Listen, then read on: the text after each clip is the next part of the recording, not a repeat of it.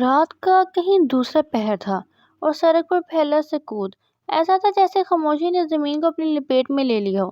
دور کہیں چیدروں کے بھونکنے کی آوازیں ماحول کو مزید پراسرار بنا رہی تھی۔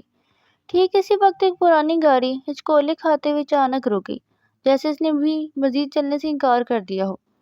لعنت ہے احمد، یہ تمہاری شاہی سواری کو ابھی ہی دم توڑنا تھا۔ عباس گاڑی سے باہر نکلتے ہی سر پیٹتے ہوئے بولا۔ احمد نے بونٹ کھول کر اندر جھانکا، جہاں سے دھواں کسی پریشان روح کی طرح باہر نکل رہا تھا۔ یار عباس، انسان کو ترقی پسند ہونا چاہیے، گاڑی تو مشین ہے، کبھی بھی جواب دے سکتی ہے۔ چل پھر کیا کریں؟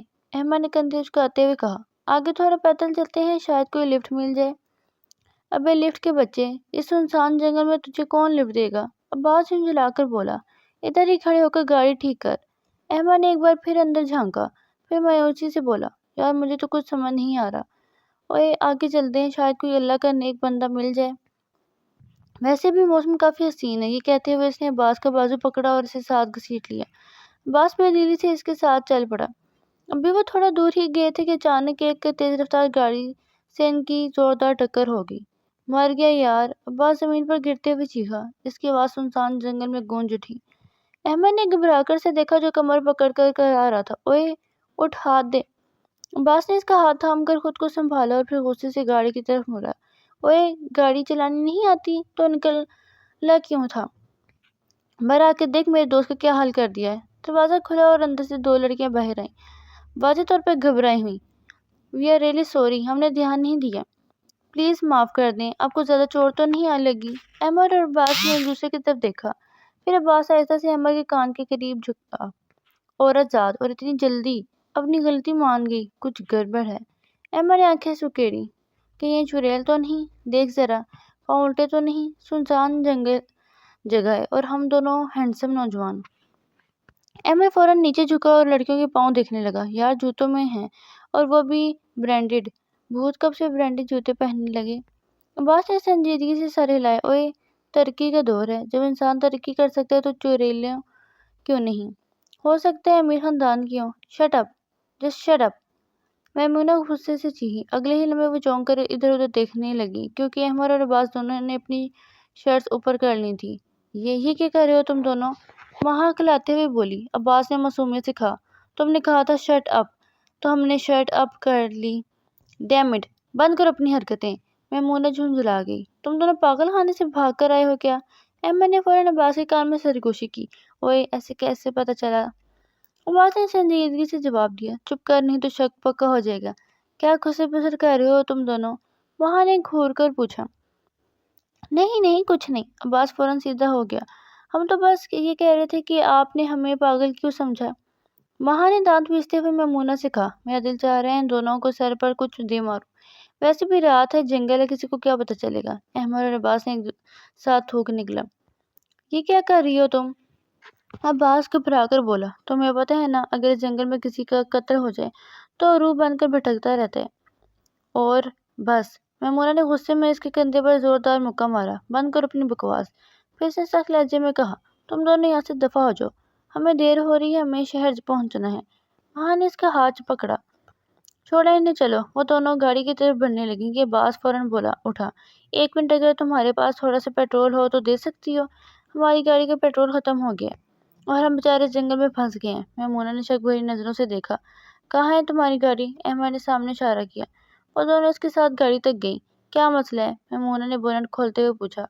پیٹرول ختم ہو گیا ہے، عباس فوراً بولا۔ مہا نے احمد کی طرف دیکھا، جو کنفیوز ہو کر پہلے ہاں میں سر ہلانے لگا، پھر نہ میں۔ عباس نے فوراً اس کی کمر پر مکہ مارا۔ یہ پاگل ہے، اس کی بات مت سنو، واقعی پیٹرول ختم ہے۔ میمونہ نے کچھ دیر گاڑی چیک کی، پھر چند منٹ کی محنت کے بعد گاڑی سٹارٹ ہو گئی۔ وہ دونوں واپس اپنی گاڑی کی طرف مڑی۔ شکریہ کہنے کی ضرورت نہیں، میمونہ نے سادہ لہجے میں کہا۔ یوں سمجھو ہم نے دو بھوتوں سے جان چھڑانے کے لیے یہ احسان کیا ہے۔ اگلے ہی لمحے گاڑی تیزی سے وہاں سے غائب ہو گئی۔ احمد اور عباس منہ کھولے ایک دوسرے کو دیکھتے رہ گئے۔ یار یہ کیا تھا؟ عباس نے حیرت سے کہا۔ ہم بھی تو یہی سب کر رہے تھے، ہماری گاڑی پہلے ٹھیک کیوں نہیں ہوئی؟ احمد نے معصوم سا چہرہ بنایا۔ میں دوسری سائڈ دیکھ رہا تھا، اس طرف تو دیکھا ہی نہیں۔ عباس نے ماتھا پیٹا۔ تیری زندگی پہ رحمت پتہ نہیں تجھے یہ گاڑی کس نے دلوائی، احمد نے فخر سے کہا۔ ابا حضور نے۔ چل اب نکل یہاں سے، اس سے پہلے کہ سچ مچ کی چڑیل آ جائے۔ دونوں فوراً گاڑی میں بیٹھے، گاڑی سے سٹارٹ کی اور جلدی سے وہاں سے نکل گئے۔ احمد اور عباس تھکے ہرے حال، بال بکھرے اور گرد آلودہ چہروں کے ساتھ گھر میں داخل ہوئے۔ گاڑی ٹھیک ہونے کے بعد وہ خود کو کسی جگہ جنگ کے فتح سے کم نہیں سمجھ رہے تھے۔ یار عباس، مانا کہ گاڑی کا مسئلہ لڑکیوں نے ٹھیک کیا تھا، مگر ہم نے بھی تو محنت کی تھی نا، تو پھر یہ سارا کریڈٹ وہ لڑکی کیسے لے گی؟ دیکھا نہیں تو نے کیسے کہہ رہی تھی کہ تھینک یو کہنے کی ضرورت نہیں؟ بھلا میں تو انہیں تھینک یو کہہ بھی نہیں رہا تھا۔ چھوڑو نا یار احمد، تجھے پتا تو ہے یہ لڑکیاں ہر جگہ خود کو اعلیٰ سمجھنے کی ناکام کوشش کرتی ہیں، مگر سچ تو یہ ہے کہ یہ اول درجے کی نالائق اور کامزور ہوتی ہیں۔ بالکل ٹھیک کہا تم نے۔ اب بس یار چل جلدی سے ماما کے ہاتھ کی گرم گرم چائے پیتے ہیں، اور فریش ہو کر میں تو سونے لگا ہوں، تجھے جو کرنا ہے تو کر۔ عباس احمد کی جانب دیکھتے ہوئے بولا۔ جیسے ہی وہ دونوں ڈائننگ ہال میں داخل ہوئیں، ان کے قدم سامنے موجود شخصیات کو دیکھ کر وہیں جم گئے۔ تم دونوں یہاں کیا کر رہی ہو؟ احمد نے حیرت سے کہا۔ میمونہ اور مہا نے جیسے ہی ان دونوں کو دیکھا، ان کے ہاتھ سے کافی کا کپ گرتے گرتے بچا۔ یا خدا، یہ دونوں علاؤالدین کے چراغ ہمارے پیچھے کرتے کرتے یہاں تک پہنچ گئے۔ میمونہ جھنجھلا کر بولی۔ مسئلہ کیا ہے تم دونوں کا؟ کیا چاہتے ہو تم؟ وہاں بھی ہمارا جینا حرام کر رکھا تھا، اب یہاں بھی آ گئے ہو؟ یار میمونہ، انہیں ہمارے گھر کا پتہ کیسے چلا؟ مہا پریشانی سے بولی۔ یار پتہ نہیں کہ یہ دونوں سچ میں علاؤالدین کے چراغ تو نہیں؟ کیا بکواس کر رہی ہو تم؟ میمونہ نے اسے گھورا۔ ادھر دیکھ، نظر ادھر کر۔ پھر احمد کی طرف مڑ کر بولی۔ یہ ہمارا گھر ہے، تم دونوں ہمارے گھر میں کیا کر رہی ہو؟ احمد نے غصے سے کہا۔ یہ ہمارا گھر ہے، تم دونوں یہاں کیا کر رہی ہو؟ اندر ہی اندر وہ خود بھی ڈر رہا تھا کہ کہیں وہ غلط جگہ پر تو نہیں آ گئے۔ یار بات سنبھال لینا، اگر ہم غلط گھر میں آ گئے تو بہت چترول ہونی ہے۔ فکر مت کر، میں پورے ہوش و حواس سے گھر کا جائزہ لے رہا ہوں، تم ان دونوں جنگلی بلیوں کو سنبھالو۔ عباس نے ادھر ادھر دیکھتے ہوئے کہا۔ جنگلی بلیاں؟ میمونہ اور مہا دونوں غصے سے بولی۔ تم دونوں پاگل خانے جانے کے بجائے ہمارے گھر آ گئے ہو اور ہمیں ہی فضول القابات دے رہے ہو۔ اس سے پہلے کہ جھگڑا بھرتا کچن سے شفقت بھری آواز آئی۔ ارے تم دونوں آ گئے، اور یہ کیا حالت بنا رکھی ہے تم نے؟ چاروں نے پلٹ کر دیکھا تو سامنے رافعہ بیگم ہاتھ میں ٹوسٹ پکڑے کھڑی تھی۔ خالہ جان، آپ فکر نہ کریں، ہم آپ کو بچا لیں گے، یہ دونوں آپ کا کچھ نہیں بگاڑ سکتے۔ پھر ان دونوں کی طرف دیکھ کر بولا۔ اور تم دونوں یہاں سے نکلو ورنہ میں پاگل خانے والوں کو فون کر دوں گا۔ یار اماں، یہ کن نمونوں کو اپنے گھر میں رکھا ہوا ہے؟ جب سے ملے ہیں ہمیں پاگل ہی کہی جا رہی ہیں۔ احمد جھنجھلا کر بولا۔ آخر انہیں کوئی بتائے گا کہ ہم پاگل نہیں ڈاکٹر ہیں؟ یہ دونوں ڈاکٹر ہیں؟ میمونہ اور مہا ایک ساتھ بولی۔ میمونہ کا منہ حیرت سے اتنا کھلا کہ مہا کو ڈر لگا کہ کہیں مکھی اندر نہ چلی جائے۔ کیا تم لوگ ایک دوسرے کو جانتے ہو؟ رافعہ بیگم نے حیرت سے پوچھا۔ اماں، ہم نے ان بیچاری لڑکیوں کو آدھی رات کو جنگل میں مدد کی تھی، اور یہ ہمیں شکریہ کیے بغیر بھاگ گئی، اور اب ہمارے ہی گھر میں ہمیں باتیں سنا رہی ہیں۔ عباس نے ماں کے گرد بازو ڈال کر معصومیت سے کہا۔ میمونہ فوراً بولی۔ خالہ جان، ہم نے ان کی مدد کی تھی، انہوں نے ہماری نہیں۔ آپ کو پتہ ہے یہ دونوں ہمیں چڑیل سمجھ کے ڈر گئے تھے، ڈر کے مارے شرٹ اپ کو شرٹ اپ سمجھ کر اپنی شرٹ سے اوپر کر لی تھی۔ وہ تو شکر ہے ہم نے بر وقت انہیں عقل دی، ورنہ نہ جانے کیا کیا تماشا کرتے۔ مہا نے بات مکمل کی۔ خالہ، ہم صبح آپ کو جن دو نمونوں کے بارے میں بتا رہے تھے وہ یہی تھے، ہمیں نہیں پتا تھا کہ یہ آپ کے بیٹے نکلیں گے، اگر پتہ بھی ہوتا تو تم کچھ نہیں کر سکتی تھی۔ رافعہ بیگم ہنستے ہوئے بولی۔ ہم خود بھی ان دونوں سے تنگ آ چکے ہیں، پتہ نہیں کب ان کی ڈیوٹی پاگل خانے سے ختم ہو کر کسی اور اسپتال میں لگے گی۔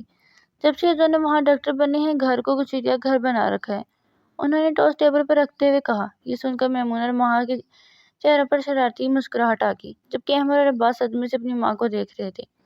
موم، دس از ناٹ فیئر، احمد نے احتجاج کیا۔ آپ ایسا کیسے کر سکتی ہیں؟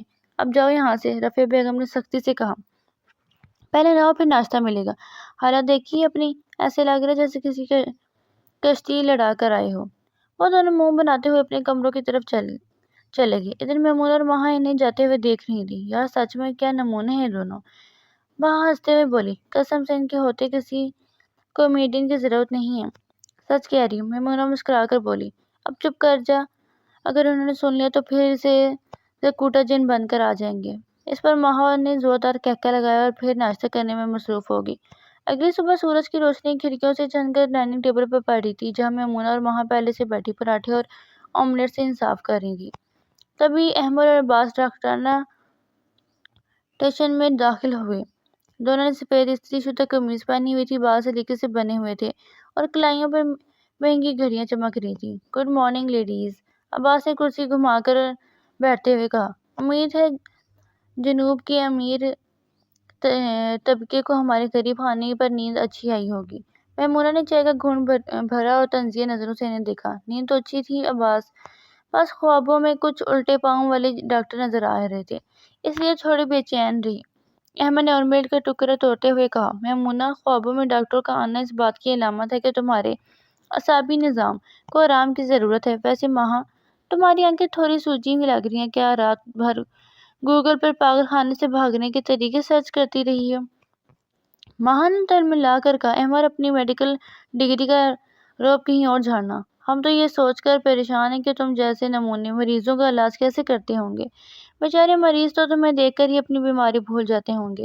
بالکل، عباس نے لقمہ چباتے ہوئے کہا، ہماری پرسنالٹی ہی ایسی ہے کہ آدھا علاج تو ہماری ہینڈسم مسکراہٹ سے ہو جاتا ہے، باقی آدھا ہم زبردستی کر دیتے ہیں۔ میمونہ نے پیٹ کے آگے کھسکائی۔ سنا ہے ڈاکٹرز بہت سلیقے مند ہوتے ہیں، مگر تم دونوں کو دیکھ کر لگتا ہے کہ تمہارے کالج میں تمیز کا پیپر آؤٹ آف سلیبس تھا۔ احمد نے جھک کر میمونہ کی آنکھ میں دیکھا، اور ہمیں لگتا ہے کہ تمہارے شہر میں شکر گزاری کا تصور ہی نہیں ہے۔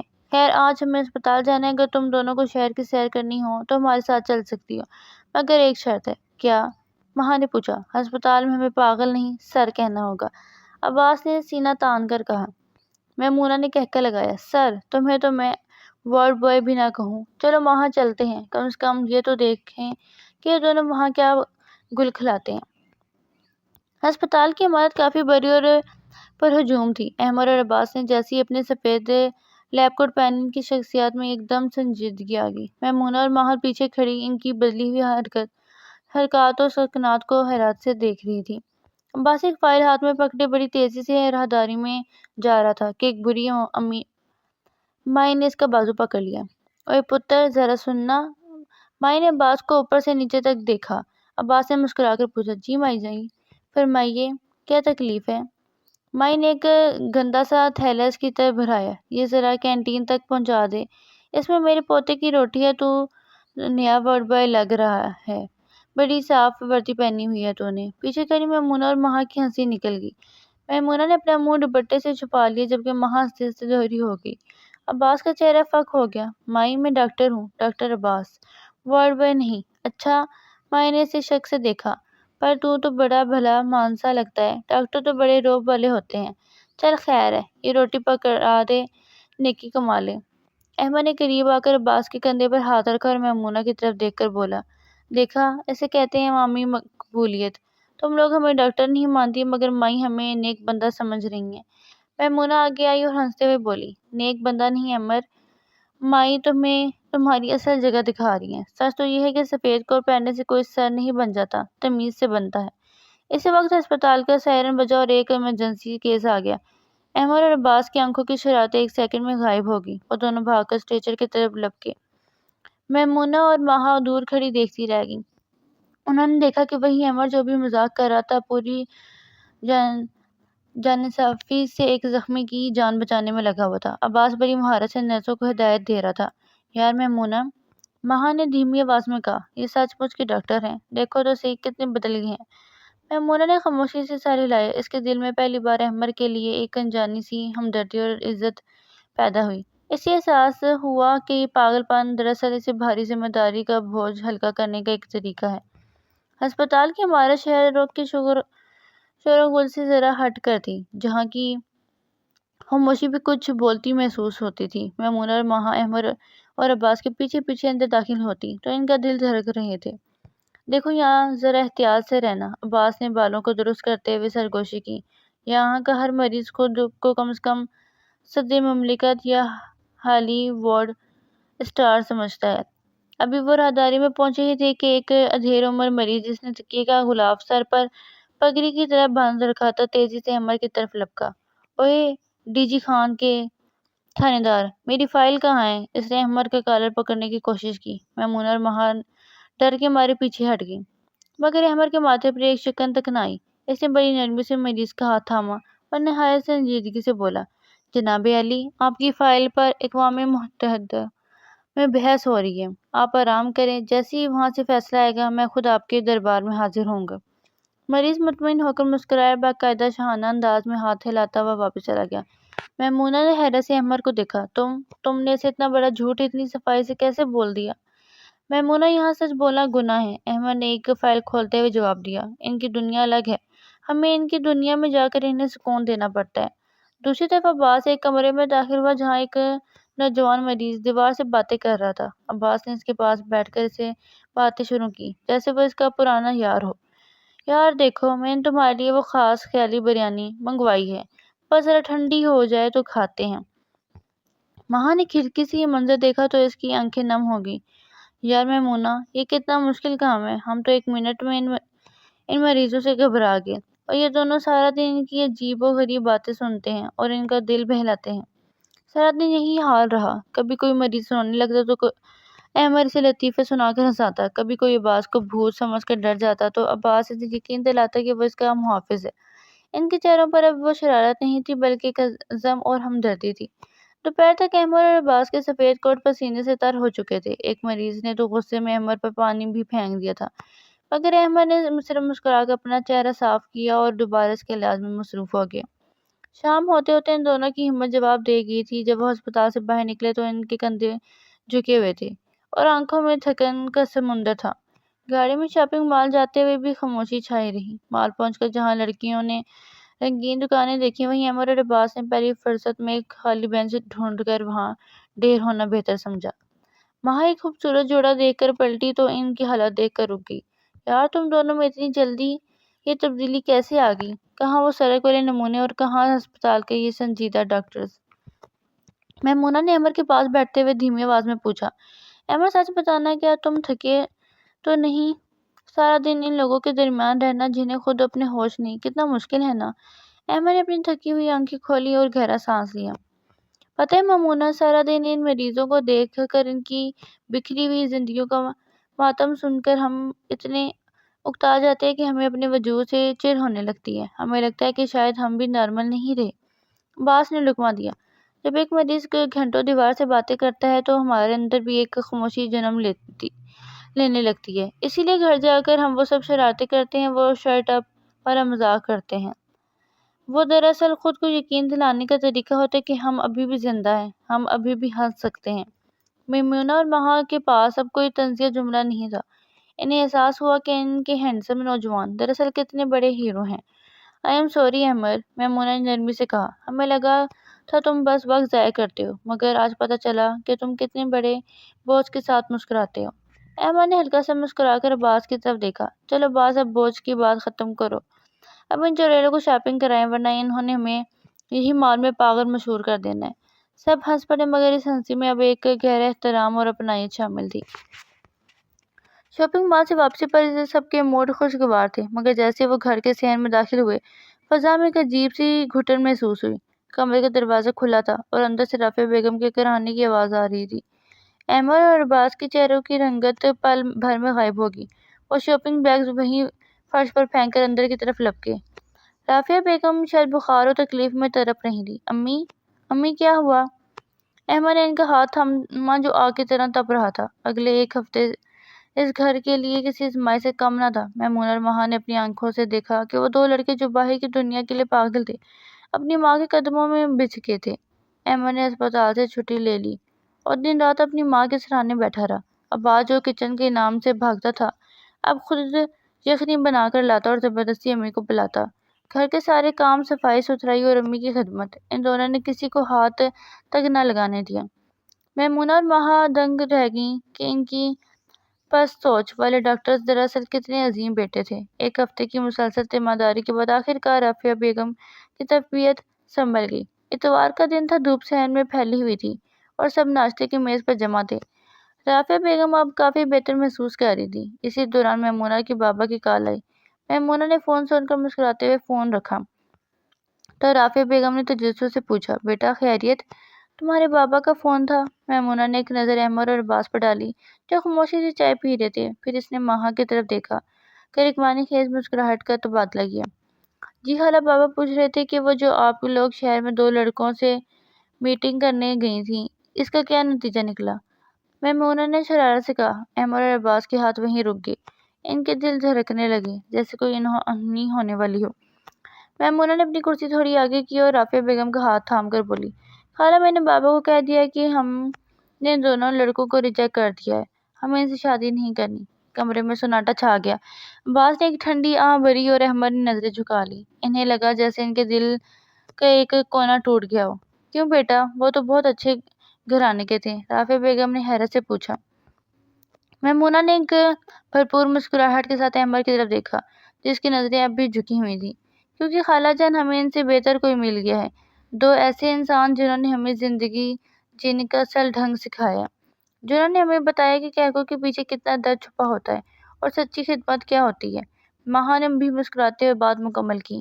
ہاں خالہ، ہمیں ان علاؤالدین کے چراغوں سے بہتر کوئی اور نہیں مل سکتا، جو ڈاکٹرز بھی ہیں، باورچی بھی اور سلیقہ مند بیٹے بھی۔ احمد اور عباس نے حیرت سے سر اٹھایا۔